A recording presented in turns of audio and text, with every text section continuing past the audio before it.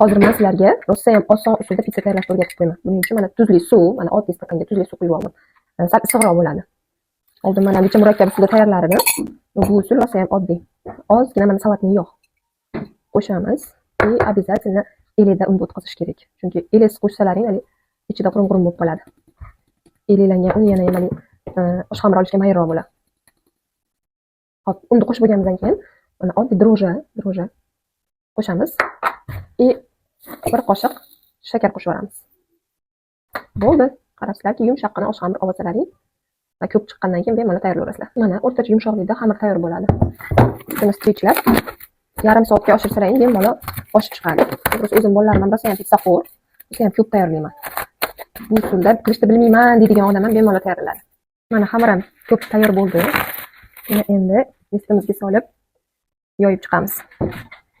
Bu usul biladiganlar uchun emas. Endi bilmaydiganlar uchun ham oson usul. Tag'in biladiganlar pitsa unaqa bo'lmaydi, unaqa bo'lmaydi, unaqa bo'ladi deb negativ yozib ovora bo'lmaydi. Videolarimni o'qatrog'iga tushsalaring, boshqa usullarda ham tayyorlaganman. Unaqa deyishimning sababi bor-da. Baribir har video qo'yganimda ichida 30 ta 40 ta odam ichida bo'lsa ham bittasi negativ chiqadi. Shuning uchun aynan shunaqa qilib ishlayman.